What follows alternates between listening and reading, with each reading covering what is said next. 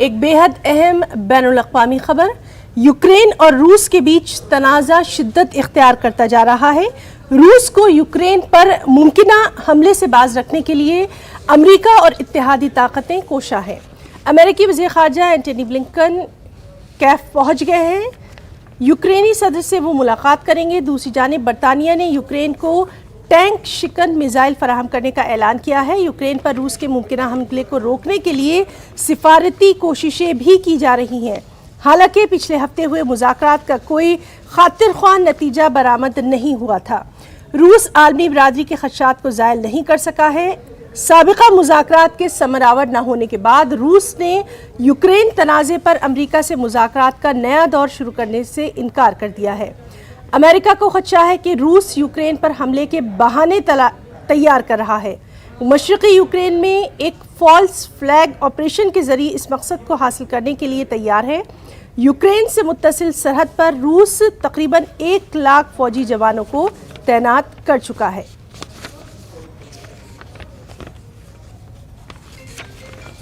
और नाज़रीन, हमारे साथ इस वक्त मौजूद हैं खारजी उमूर के माहिर मुहिबुल हक साहब। मुहिबुल हक साहब, हम आपसे जानना चाहेंगे किस तनाजुर में आप इस पूरे मामले को देखेंगे और क्या कुछ असर इसका? देखिए, सबसे पहले हमें ये देखना चाहिए कि इसकी वजूहात क्या हैं। जो रूस और यानी यूक्रेन के बीच में टेंशन है, तो यूक्रेन जो है वो पहले सोवियत यूनियन का हिस्सा रहा है और सोवियत यूनियन का जो कंट्रीज हिस्सा रह चुके हैं उसे रूस वो सोवियत स्पेस समझता है और अपना एरिया ऑफ इन्फ्लुएंस समझता है। दूसरी जानिब अगर आप देखें तो नाटो जो है वो अपना ईस्टवर्ड एक्सपेंशन करना चाहता है और यूक्रेन उसमें शामिल होना चाहता है। 2 कंट्रीज बतौर खास जॉर्जिया और यूक्रेन। रूस उसे अपनी सलामती के लिए खतरा समझता है, चूंकि वो पोस्ट सोवियत स्पेस में नाटो का इंटरफेरेंस समझता है, मदाखलत समझता है। यही वजह है कि यूक्रेन और रूस के बीच के ताल्लुकात खराब हुए और हमने ये देखा कि 2014 में रूस ने रूसी फोर्सेस ने हमला किया और यूक्रेन के 2 बहुत ही अहम शहर क्रीमिया और सिवास्तोपोल, जो उनका पोर्ट सिटी है ब्लैक सी से जो कनेक्ट करता है, उन 2 शहरों पे कब्जा कर लिया और उसे तकरीबन रूस का हिस्सा बना चुका है। तो जाहिर सी बात है, ऐसी हालत में ये तनाजुर है जिस तनाजुर में हमें पूरी कॉन्फ्लिक्ट को समझना चाहिए। जी, और हक साहब, आपसे ये भी जानना चाहेंगे कि हम देख रहे हैं कि मॉस्को क्रिमिया पर कंट्रोल कर चुका है। अब उसकी निगाहें जो है वो रूस से मुत्तसिल उन इलाकों पर हैं जहां रूसी हामियों की काबिल लिहाज तादाद भी है। क्या इस तरह से रूस सिविलियन वॉर के जरिए अपने जो अज़ाइम हैं उनको पूरा करना चाहता है? आप किस तरह से देखते हैं इस पूरे मामले को? देखिए, मैं ये समझता हूँ कि ये जो एथनिक नेशनलिज्म का राइज है बतौर खास, अगर आप देखें तो रूस के जो रूस है उसे ग्रेट रशिया कहा जाता है, जो बेलारूस है उसे वाइट रशियन कहते हैं और जो यूक्रेन है उसे लिटिल रशियन कहा जाता है। यानी हिस्ट्री में अगर आप देखें तो ये सब रशिया का हिस्सा रह चुके हैं। तो ऐसी हालत में जो ग्रेटर रशिया का ख्वाब है वो यूक्रेन और बेलारूस को मिलाए बगैर नहीं चलता, पूरा होता नजर नहीं आता। हमें ये भी देखना चाहिए कि एक बड़ी तादाद जो रशियन स्पीकिंग लोगों की यूक्रेन में मौजूद है और उन लोगों को इंटीग्रेट करना रशियन फॉरेन पॉलिसी का एक बहुत बड़ा एम रहा है। तो ऐसी हालत में अगर आप देखें तो पोस्ट सोवियत स्पेस में रशिया कभी भी ये बर्दाश्त नहीं करेगा कि नाटो का एक्सपेंशन हो, इसलिए कि ऑलरेडी जो 3 रिपब्लिक्स हैं जिन्हें हम बाल्टिक रिपब्लिक्स कहते हैं, एस्टोनिया, लिथुआनिया और लैटविया, वो ऑलरेडी नाटो का हिस्सा बन चुके हैं। तो ऐसी हालत में रशिया ये कभी नहीं चाहेगा कि जो पोस्ट सोवियत स्पेस उसका है उसमें नाटो मौजूद हो और नाटो के मिसाइल्स और उनके न्यूक्लियर वेपन्स रशिया की सलामती को हमेशा खतरा पहुंचाते रहें। इसलिए मैं ये समझता हूँ कि ये रूस का एक्सपेंशन कम और अपने सेल्फ डिफेंस की कोशिश ज्यादा है। और क्या आपको लगता है कि ये जो रूस के पूरे अज़ाइम हैं ये अमेरिका या फिर यूरोप के लिए कहीं ना कहीं एक बड़े चैलेंज के तौर पर भी सामने आ रहे हैं?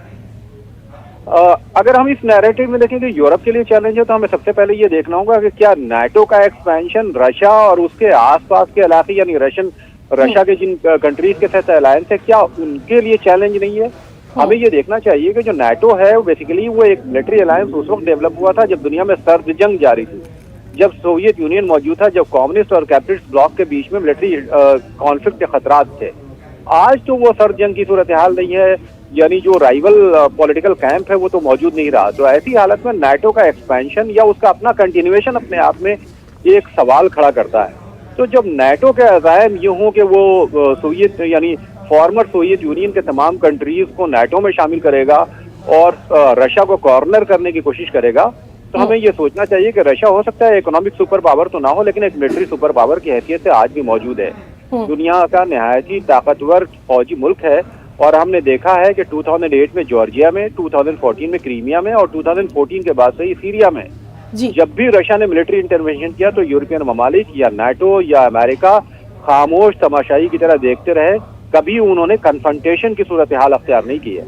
जी जी, हक साहब आपसे ये भी जानना चाहेंगे क्या इस तरह के जो हालात हैं तो वो खित्ते में किसी बड़े पैमाने पर जंग का खतरा दिखाई दे रहा है, और क्या किसी तरह की इक्तिसादी पाबंदी जो है वो रूस पर लगाई जा सकती है? इस तरह के कुछ इक़दामात उठाकर उस पर उसको रोकने की कोशिश की जा सकती है, बाज रखने की कोशिश? देखिए, मैं ये समझता हूँ कि इक्तिसादी पाबंदियों पे तो शायद ये सोच सकते हैं, लेकिन वो भी बहुत इफेक्टिव नहीं होगी।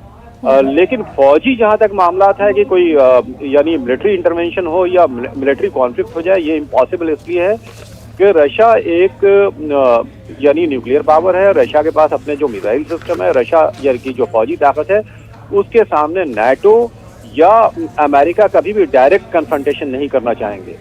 रशिया ने अभी कहा है कि ये सोवियत एरा के 1952 का जो क्यूबन मिसाइल क्राइसिस की तरह कॉन्फ्लिक्ट डेवलप हो रहा है। तो आप ये देखिए कि रशिया जो है मिलिटरली किसी भी तरह के चैलेंज को कन्फ्रंट करने के लिए पूरी तरह तैयार है।